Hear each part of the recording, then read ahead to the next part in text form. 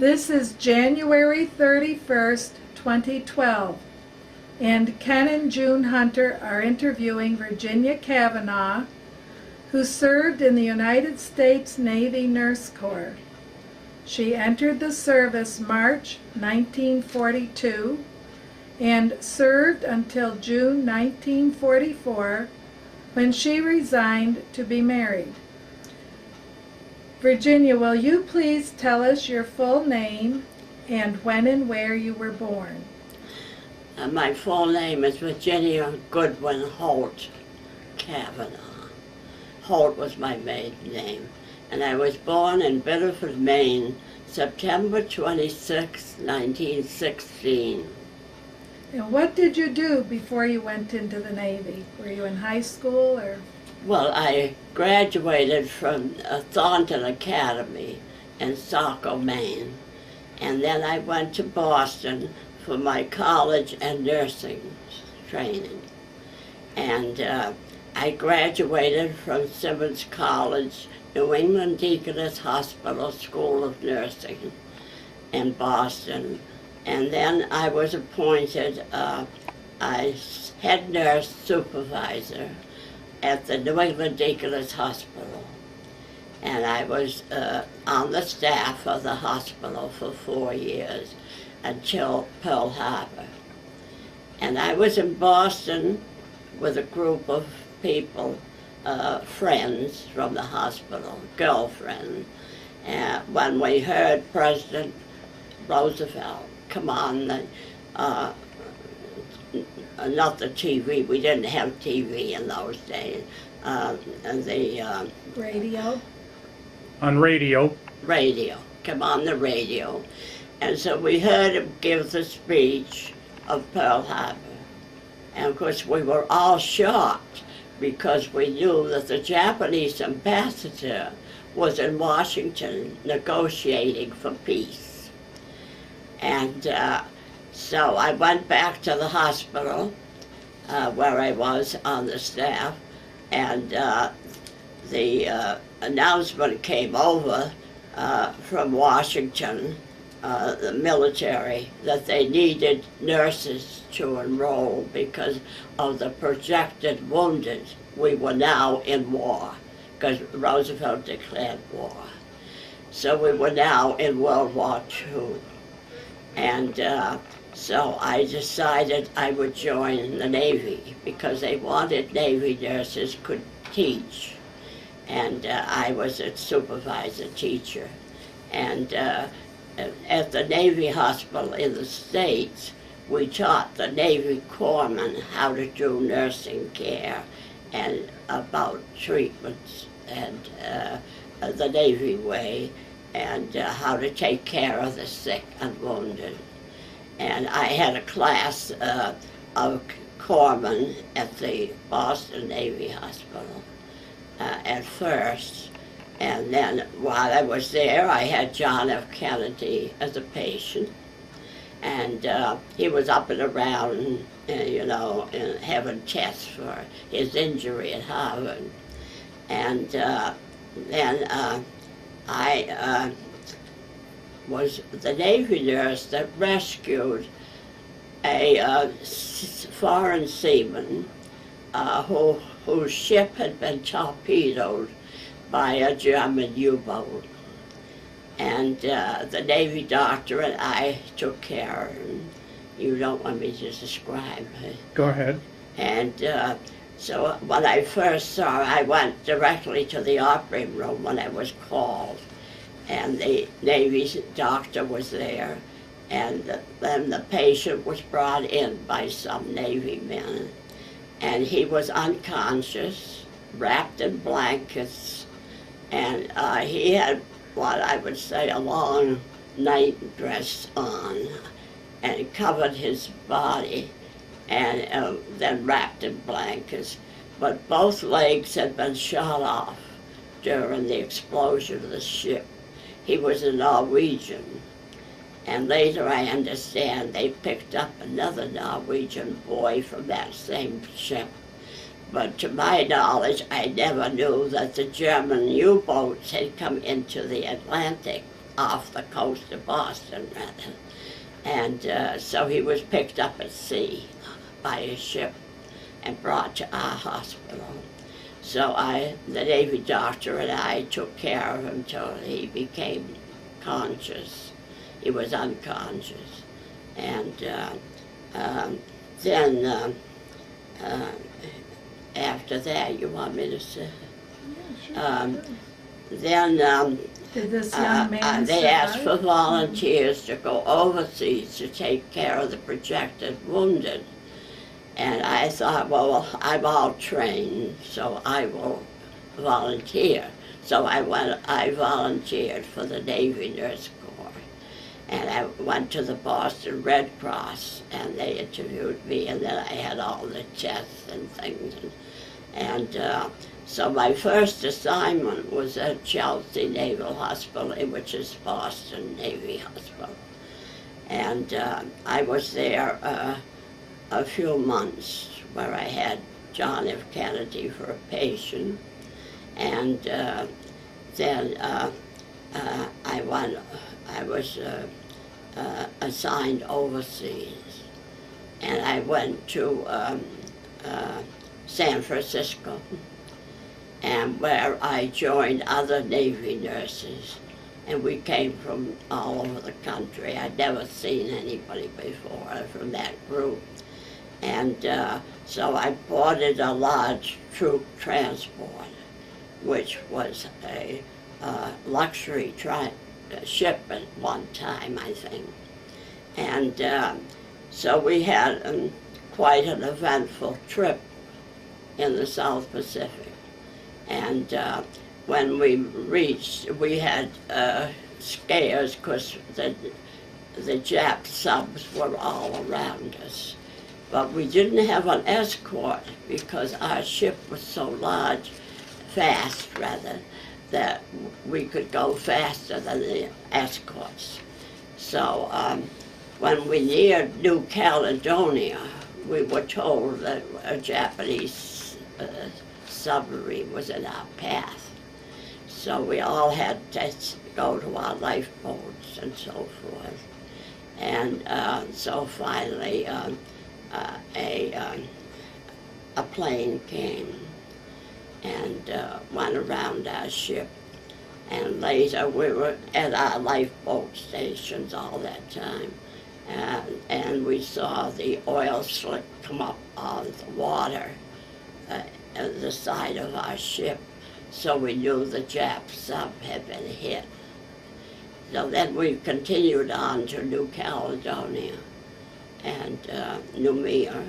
And when we were still at sea, we were told that the Navy nurses had to get off the ship.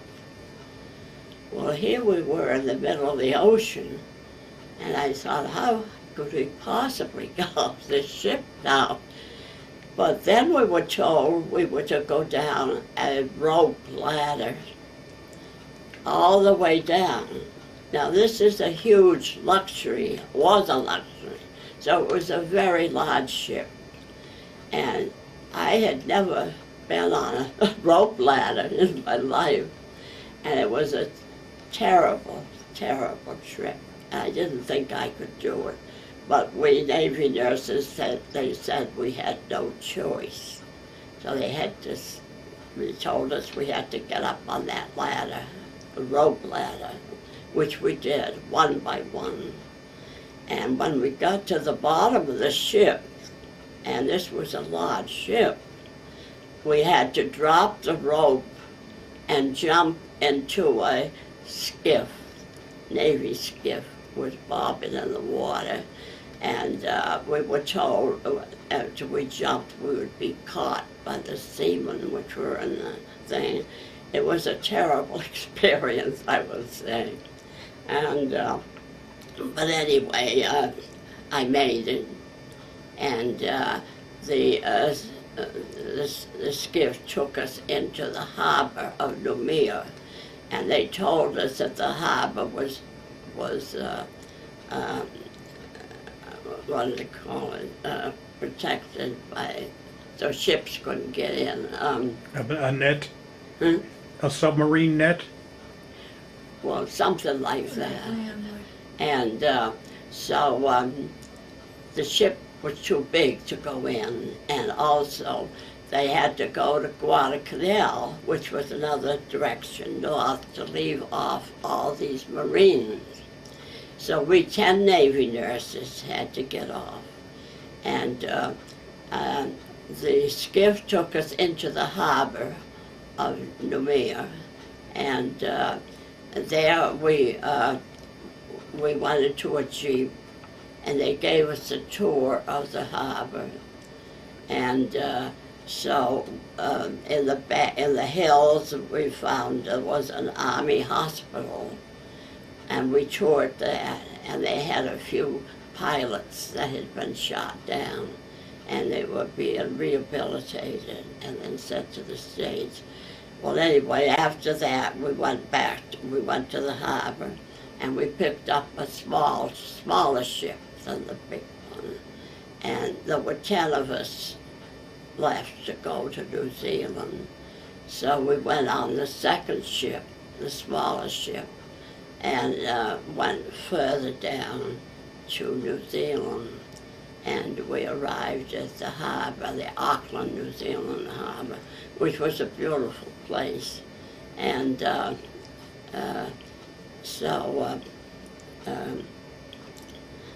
that was my journey over. It was a terrible trip. Did you get seasick or any of the other No, nurses? I didn't actually get seasick. I fought it, but most of the Navy nurses and others were seasick, and I took care of them. Mm-hmm. And see, I'm from Maine, so I'm used to ships. I've seen a lot of ships. But anyway, I didn't get seasick, but I was, it was a little bit uneasy, that's all. But anyway, when we arrived in New Zealand, we were told that there were no quarters for women. And the Navy hospital was in the country, like several miles from Auckland, New Zealand, and it consisted of Quonset huts, and that's where we took care of our patients from all the wounded. And we received the wounded, because they were Marines, and Navy men from ship battles. And so we had to stay at first at a bed and breakfast place in downtown Auckland, and a jeep would take us back and forth to the Navy hospital, which was in the country, a few miles from downtown. So after a while, they had no permanent building there. They were all Quonset huts where the men were. So New Zealand people volunteered to take in the 10 of us Navy nurses. There were only 10. We were the first Americans to go over. And we were in the paper and all kind of publicity because of that. And so I was one of the first 10 Navy nurses to go overseas. And so a New Zealand family, he was a colonel in the New Zealand Army, and his wife was a teacher, and they had 3 children. So they were ones that volunteered to take us 10 Navy nurses. So they interviewed me, and I went to their home, and it was a nice experience. And they were very English, you know. The country was under England. And but they reminded me of my own home, because my family came from England too, half of them. But I had a nice experience with them. And then when the hospital they had one building that they built for women, but that was near the time I came back, see. So I stayed there with this New Zealand family.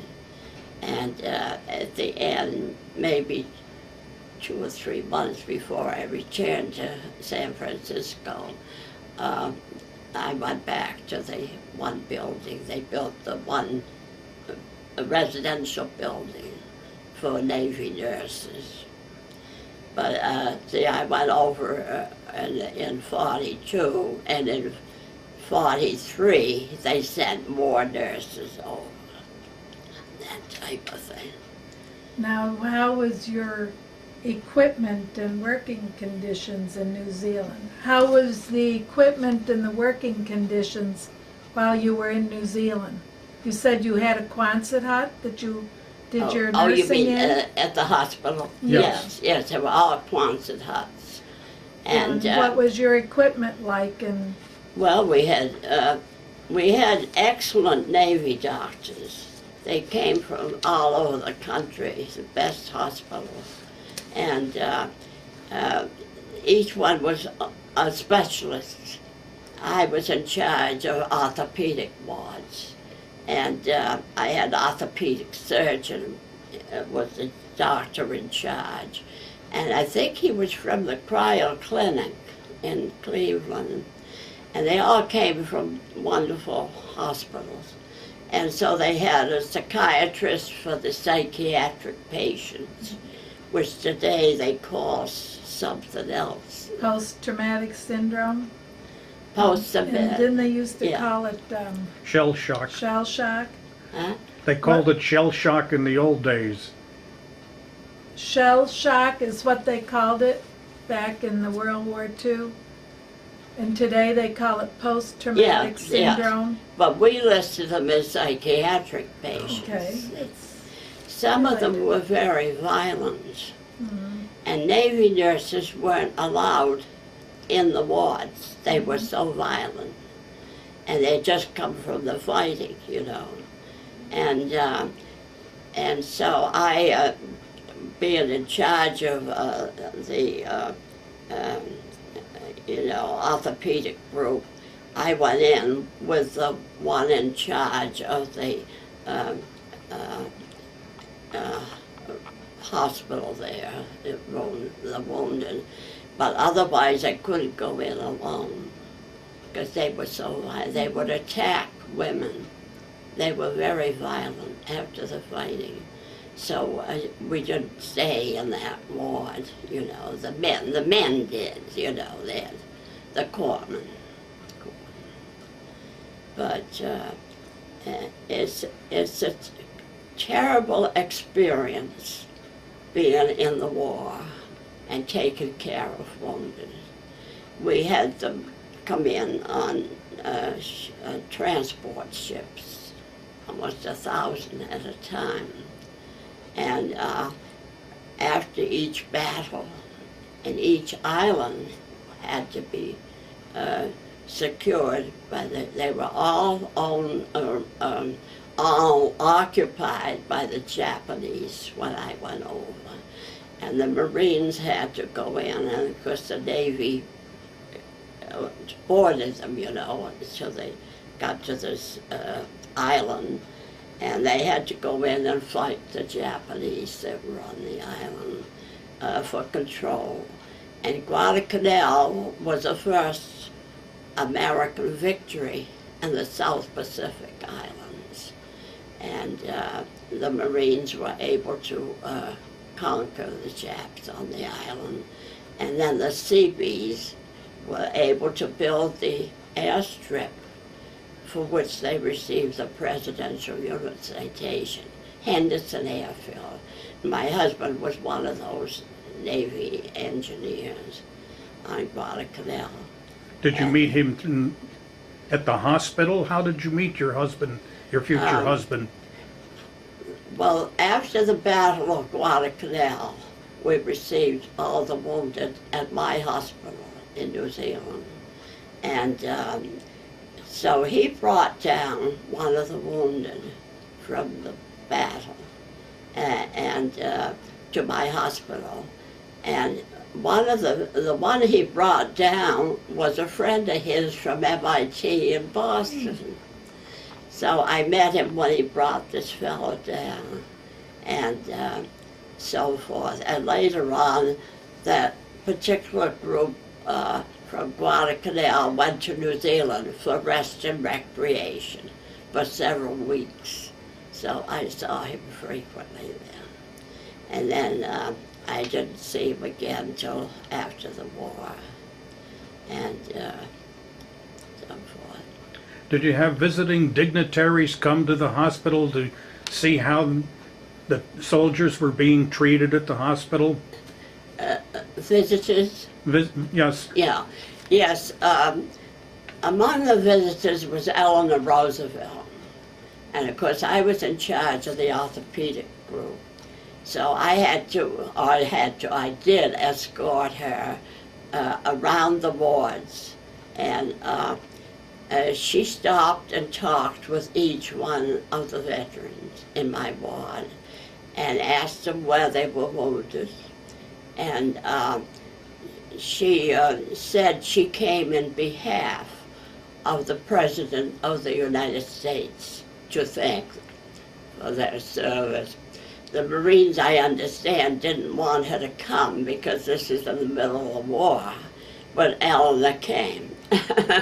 And I had met her once before when I was a supervisor in Boston. She always had empathy for the sick. And so she came to my hospital in Boston and interviewed some of the patients on my wards. But this time I took her around the wards, and later they had a reception for her in New Zealand because she was the wife of the president. And the family that I stayed with in New Zealand went to that reception, and they heard her and speak. But anyway, we had the South Pacific was controlled by 3 admirals in the Navy. And one of them was called Admiral William Halsey. Well, he came to my hospital, and he was the only admiral that actually came and visited all the sick. And so I escorted him around my patients. And later that day, they told the 10 Navy nurses that the Navy was giving him a reception at the hotel in downtown Auckland, New Zealand. And the Navy nurses and the doctors were invited. So I went to the reception and the dinner with Admiral Halsey. And I was going to say, he visited each one of the wounded, and he told them how proud he was. And later, my granddaughter married a graduate of Annapolis. And I toured Annapolis several times. This is years later. And I saw the memo to Admiral Halsey. He was so famous from World War II. And there I had dinner with him. I had my picture taken with him. But other than Eleanor Roosevelt and Admiral Halsey, we didn't have any of the high-ranking ones come to visit the patient. Do they have entertainment there, like from the USO?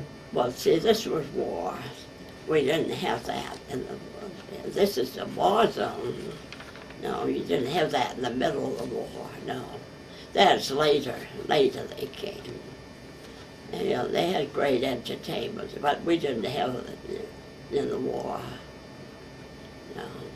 Now, when you had rest time, what do you call it, R&R time, did you get to tour around New Zealand a little bit more than? We went, there was a beach there. We went swimming, you know. And I had about a week off the whole time I was there. And I went on a trip to Rotorua, New Zealand. I was going to ask about that. And it was so famous in the 1800s. And you probably heard of it. And I was amazed. They had all these wealthy people from England and the rest of the world that used to visit this place. And the what was it called, a tornado that covered the town with the explosion. Volcano? A volcano? A volcanic eruption? Yeah, that's it.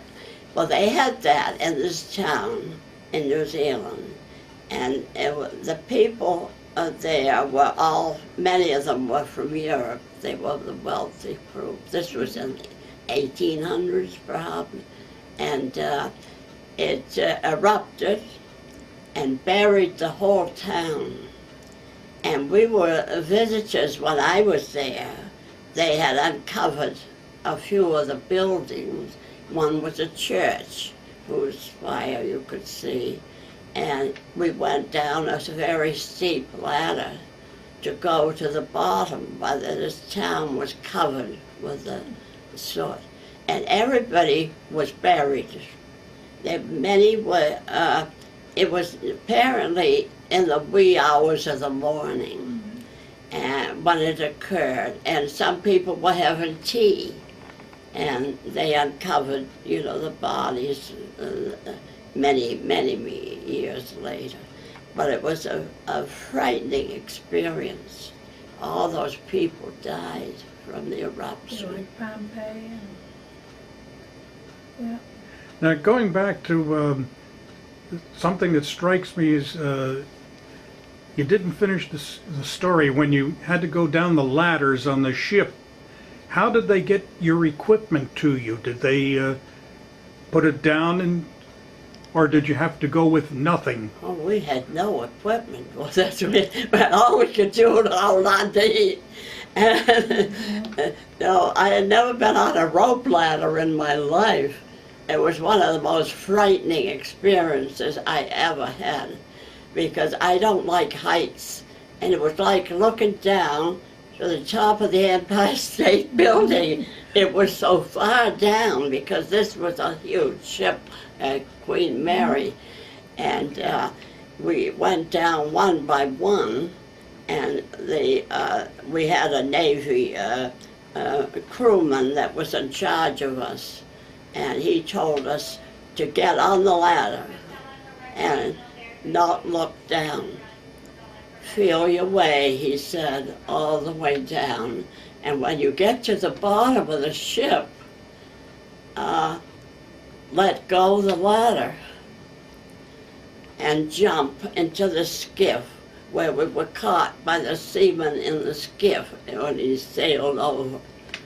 I've never had such a horrible experience. I take I take it he caught you just fine. You're here. You were caught. We were caught. You wouldn't be here today. It was you can never forget it. Oh, no, it was the most horrible experience. Terrible. And did they have anything, and did you go through basic training with anything? I guess No. not like this at all. You see, we were at war when So I they went. didn't bother having you go through the training? I had no training. They did later, you know, but this was right after. They were just Harbor. glad to get a good nurse to come and So help. we had no seaman training, no nothing. Mm.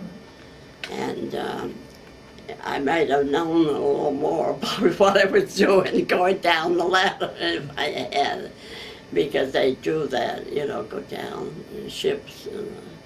But no, this was 1942. Did you run into a lot of rough seas, or was it pretty? Oh, sure. I was thrown out of my bunk one night during a storm. I So take it you had separate quarters for all the nurses there. We had the quarters, what was I going to say, we were all together in the quarters, and bunk beds. We all had bunk beds, and we were all in one room, big room, and we were always guarded, day and night. And a Marine guard with his gun, I could hear all night long pacing outside the corridor. And every once in a while, he'd put the gun down to rest, you know, and then get up and walk. we were never left alone. We were guarded day and night. And did you have special place that you ate, or did you eat with the other sailors? Well, we ate in the ship's mess With hall. everyone. Mhm. I don't think it was special, but we had a certain section there. Mhm. that And we did ate. you Most have... people couldn't eat, they would Oh, eat. okay. That cut down the But expense. I went to every meal, even though my stomach was queasy. Well, they say that's the best thing to do I don't for know. seasickness is to eat. And did you have any kind of entertainment, like movies or Oh, anything? no. This is Nothing. war. So you couldn't Not at even all. have a light on the ship. Oh, okay. It was in total darkness. Nobody could even smoke a cigarette. Of course, we were in the top deck, the officers' quarters, and the Marines were all in the bottom of the ship. But we could see them, we were up high, you could look down, and this was a big ship.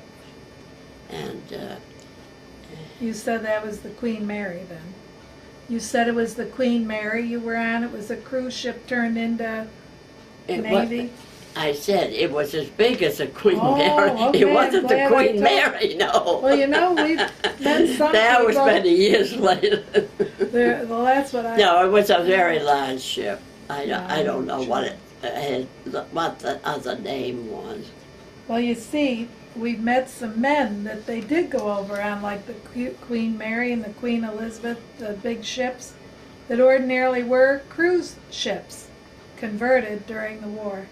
This because I don't know what it was, but I was told it had been a luxury liner. So that's what they did in the war. They used the luxury liners for the troop transport. Yeah. It was a troop transport ship, very large ship. So what did you do during the day on the ship when you were on your way to New Zealand, and how long did that trip take? How long was the trip to New Zealand? Well, I don't know exactly, but it was weeks. Long, yes. And what were your duties while you were on board? Did you have Well, I was men to taking take care of those that were sick. Yeah, so you still had, That was my duty. yeah, so they Yeah. had a lot of people there. Of course, they weren't sick the entire trip, but Right. yeah. Things But happened. we didn't have any time to ourselves, trying to keep alive. Right. With it. And how was your food on the ship? What did you have to eat in general? Do you remember? Were there good meals on that ship, or Well, as I say, you're at war? I know you don't expect pheasant under glass, but I never looked at the quality of the ship. I was just glad it could hold something down. yeah. So the whole trip was like that. Once you were in New Zealand and you lived with the family, And then, did they feed you, or did you get all your meals? yeah, we all had our fixed? meals at the hospital. The chief used to pick us up and go back and forth morning and night. Okay, like a taxi service. And Did you get to meet other people who lived in New Zealand, the natives or anything? they had different groups that entertained the Navy once in a while. And one thing was, because this was early 42, they didn't have any fly control. And you'd go into a beautiful home, and the layout of the dining room would be filled with flies all over the food. And of course, the Americans, had to change a lot of stuff. And they had no heat. And they never had heat. And it was pretty cold in the winter seasons down there. Because their seasons were opposite from ours. And so when they finally built the one building for the Navy nurses, it was ready, I was ready to come home then, so I wasn't in it too long. Now, what was the story with the people that were rescued out of the cold water? they were torpedoed by the German Yeah, submarine. she didn't tell that, I think, did she? Now, you mentioned the Quonset huts. That was the typical kind of housing that they had during World War II. How many people would they have in the hospital ward in the Quonset hut? In each Quonset hut? Well, I imagine there were probably about 30 patients in each Quonset hut. I don't remember the number now. I don't remember. But we had, all the patients were in Quonset huts. Yeah. And doctors made the rounds every day, several Well, yeah, times a day. Yes, as I say, the specialist that you had would be the one that you dealt with on that particular one. Were the sanitary conditions, how did they Well, they deal were with that? all Quonset huts. Yeah, but Oh, yes. for infection and all. Well, they were if you able- know the Navy, He would know better than I. inspections are a big thing in the Navy. So, yes, it was kept as clean, shall I say, as possible. What about, do you remember paydays back in those days? What kind of a wage did you get as a nurse? I have no idea. You couldn't remember. Now, It isn't like today. no. Now, you mentioned that you met your husband, and a future husband there, and you got to see him maybe once or twice while you were overseas there, and that Well, he came for rest and recreation. Well, they were there a few weeks. and he was in the construction battalion. You said, what kind of what was it like for him being with the Seabees? What was it like for him? Yes, What do you mean? What was his being a duties? Seabee, what did they have to do? Well, I don't know their duties. Said they did the building of the airstrips and all the islands an for our engineer. planes to land. See, we didn't have any planes over then. You know, they were all bombed at Pearl Harbor. And as I say, the Japanese controlled all the South Pacific islands. So the Seabees had to go in each island with the Marines and build these airstrips for our planes to land. And that's how the Marines got to go to every island, you know. The Seabees did a wonderful job. The 6 Seabees were famous for the ones on Guadalcanal. As I say, it was the first American victory of the islands. And Now, at any time while you were over in New Zealand, were there any threats from the Japanese? Did the Japanese have any air raids or plane raids? no, but I understand, years later, I understand that they expected to go to New Zealand and Australia next. And they had all the plans to go there when they were stopped by the Americans. You know, Guadalcanal was the first one that stopped them. And so they never got to New Zealand and Australia. Of course, they were close friends of the Americans, the Australians and New Zealanders. They worked with the Americans to defeat the Japanese, see. Had a good relationship with them. Oh, a top relationship. And they helped win the war with the Americans.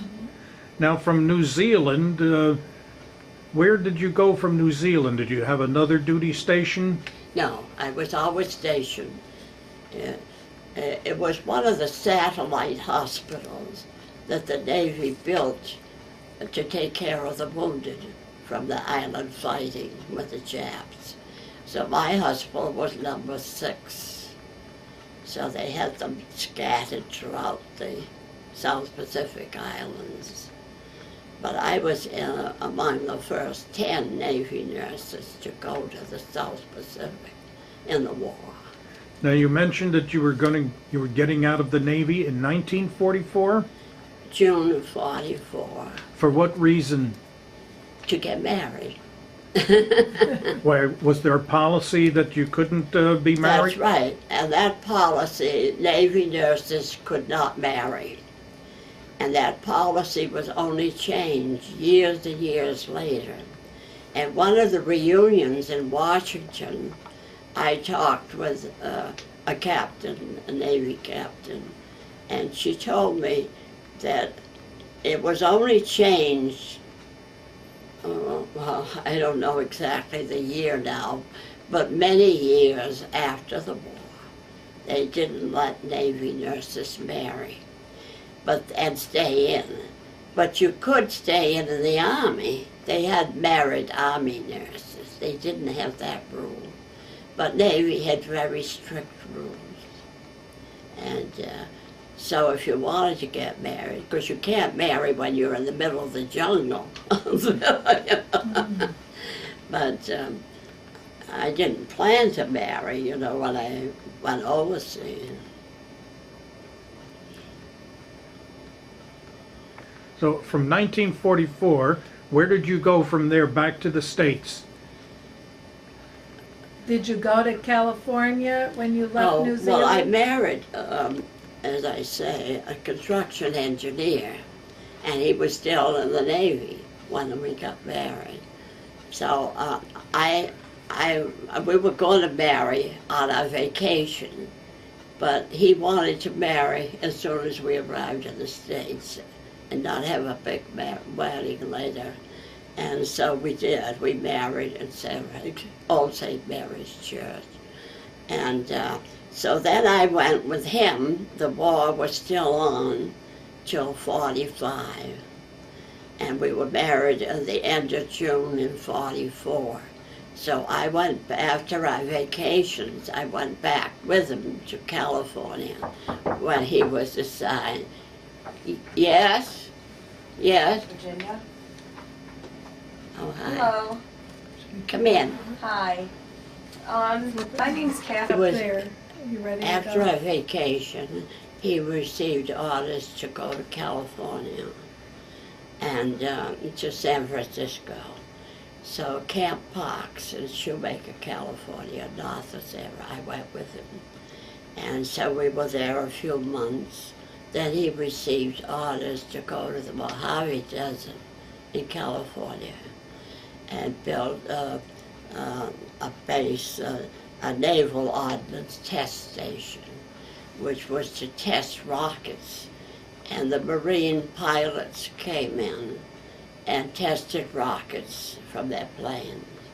While we were there, Lieutenant Edwards was shot down, and he was testing a rocket in his plane, and he, of course, died in the crash. So after the war, they changed the name to Edwards Air Force Base. So that's where I lived with him until the war ended, which was the 45, the next year. And did you have big celebrations when the war ended, or? Well, you know, everyone was so glad the war was ended. There were no celebrations. We were glad to get home. And I meant to ask you earlier, did you get many letters from your family back home when you Oh, were in sure. New Zealand? They got the mail through. In New Zealand? Mm-hmm. Well, of course, the mail was scarce. Slow. Yeah. And we I wouldn't suppose get censored. mail or letters for a long time, sometime. Did they censor your mail that you sent back home? Did they censor your mail that you sent back home? Yeah, but everything was investigated, of course, and you couldn't write what actually happened, or where you were, or what your name was, or anybody's name. It was all strictly investigated.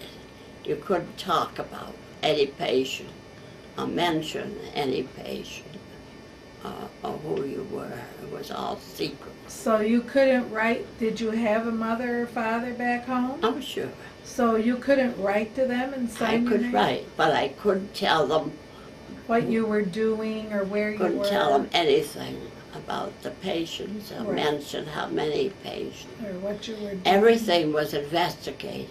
So it's probably hard to think of things to write about when you pretty much worked all day and, you know, Well, you didn't couldn't- have much. Talk about it. Yeah, No, I couldn't yeah. talk about it. This was wartime. yeah, yeah. Different. Now, after the war, I believe you mentioned you took advantage of the GI Bill. I went after the war. I went under the GI Bill to American International College for my bachelor degree in biology. So, but I was, moving state to state with my husband while the jobs were, till we came to New York City. So then, after all this, have you maintained a membership in any of the military groups or? Oh, sure. Navy Nurse Corps, I was an active member. And I'm a lifetime member of the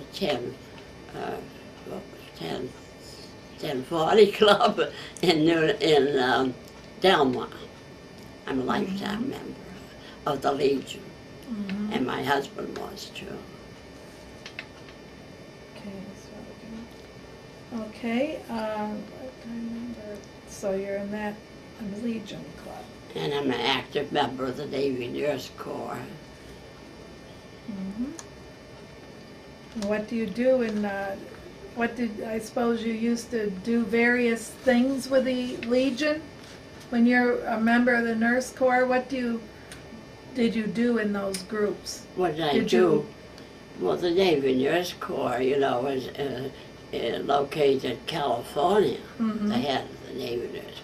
So I corresponded and I attended all the functions in Yeah, Washington. your Like conventions. reunions? My daughter went with me to all the Navy functions.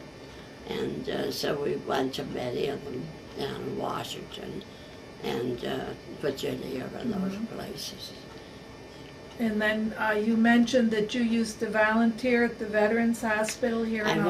volunteered as a veteran, and I used to visit the patients at the veterans for a long time. And mainly visited with them, and so you did that for many years then? Is there anything else? And my picture was in the foyer there, World War II Okay. picture. I don't know as it probably isn't now, but it was there. I was in uniform. And this Navy nurse friend in Albany, Mary Lou Luby, graduated from the New England, graduated from the Navy Hospital in, not graduated, but attended the Navy Hospital in Long Island. I don't remember which one that one is. And she saw my picture in the foyer there. We'll have to look. She took a picture of it to show me. Yeah. Now have you, since you were probably a close-knit group in New Zealand, just 10 of you, have you maintained correspondence with them afterward? Only 2. None of them lived around where I did. But 2 of my closest friends were in the same group with me, the 10. And I heard from one in retirement, she and her husband. I was with both of them in New Zealand. And she and her husband moved to the Cape after they retired. So then my husband and I would stop and visit them every year, and they'd visit us. And, but they've all died, I'm the only survivor from that group. So, well, Did so, they- go ahead. Did those people here say you should have trouble? It's a- No, they didn't give any No. trouble. So anyway, this has really been a pleasure to hear of your experiences. I said it's been a pleasure meeting you, Oh, and we thank you for your service to the country. And well, your husband and I have a lot in common.